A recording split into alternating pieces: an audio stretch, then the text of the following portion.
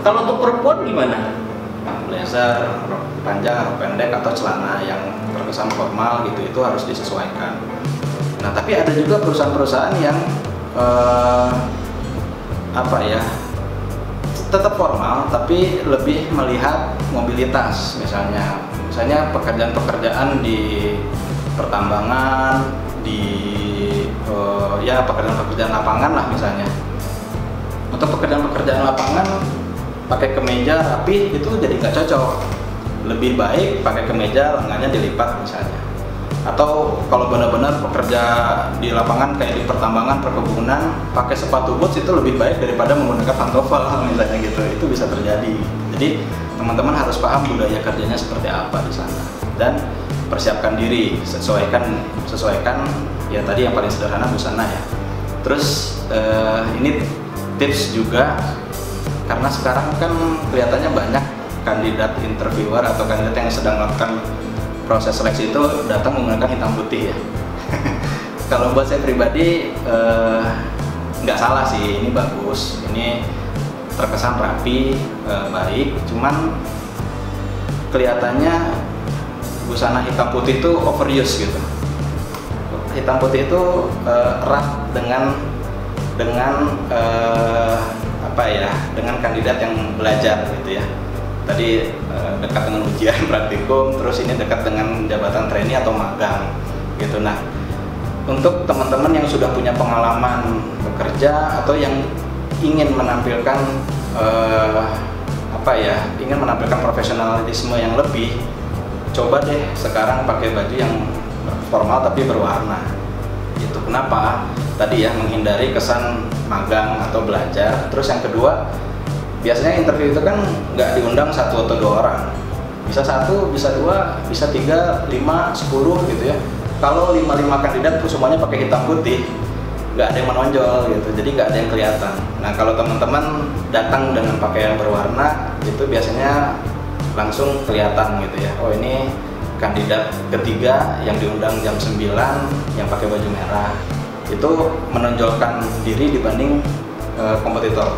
Jadi ada baiknya gitu pakai pakaian yang berwarna. Cuman memang harus diperhatikan ya, terlalu mencolok juga nggak baik. Misalnya datang pakai baju pink gitu kan, terang gitu, atau biru terang, itu juga rasanya kurang profesional.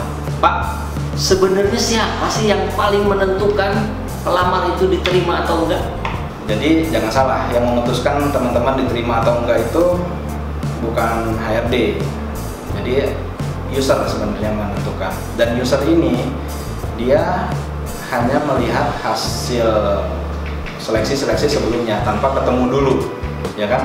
Teman-teman biasanya belum ketemu dengan hiring manajernya, belum ketemu dengan manajernya teman-teman, baru di interview akhir ini teman-teman ketemu. Nah, hal yang paling penting adalah teman-teman harus bisa memberikan impresi yang paling tepat kepada orang yang baru teman-teman lihat ini, baru ketemu ini. Mungkin dengan HRD udah beberapa kali ketemu, sudah ada interview sebelumnya, jadi sudah agak kenal bisa jadi. Tapi dengan hiring manager, dengan user ini, bisa jadi teman-teman baru hari itu ketemu.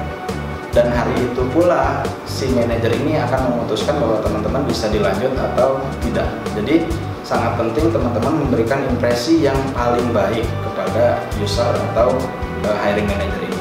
Nah, gimana tuh maksudnya?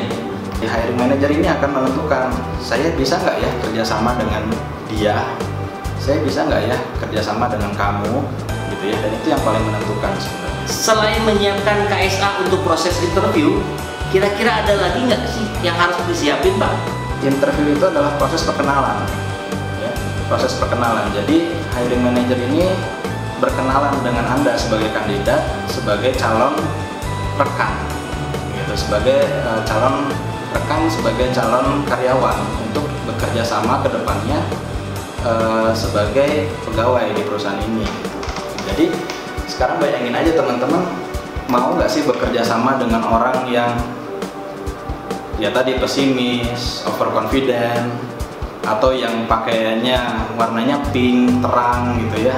Ya kalau ada teman-teman yang suka ya mangga aja silakan. Tapi saya yakin di konteks perusahaan nggak seperti itu.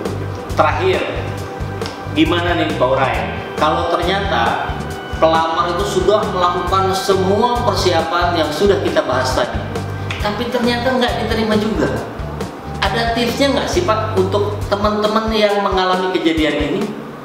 Teman-teman juga harus menyiapkan pertanyaan di interview. Lucu ya, maksudnya kita hadir sebagai yang akan diinterview tapi harus juga menyiapkan pertanyaan. Nah, karena tadi kembali lagi pada dasarnya ini adalah proses perkenalan. Kalau kami merasa Anda adalah kandidat yang baik, Anda juga harus merasa kami adalah perusahaan yang cocok bagi Anda untuk bekerja sama dengan kita ke depannya gitu ya.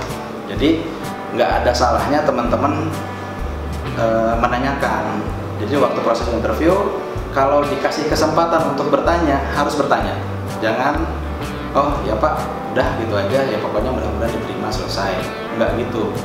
Biasanya kalau kita udah melakukan interview, biasanya memang perusahaan dulu yang menanyakan, kamu pernah nggak melakukan ini, tahu nggak tentang hal ini, punya pengalaman ini nggak, punya pengalaman itu nggak, bisa nggak menghadapi ini, menghadapi itu.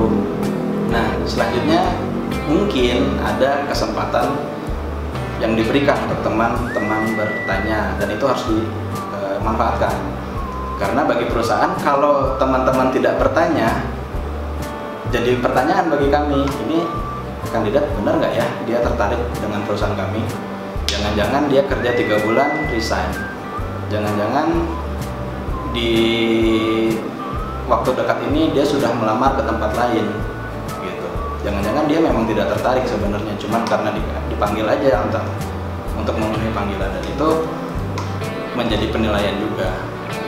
Saya sebagai pegawai pun artinya pernah mengikuti proses seleksi interview. Jadi, dan itu dalam pengalaman saya nggak sekali jadi, beberapa kali ditolak, itu ya sudah saya lalui.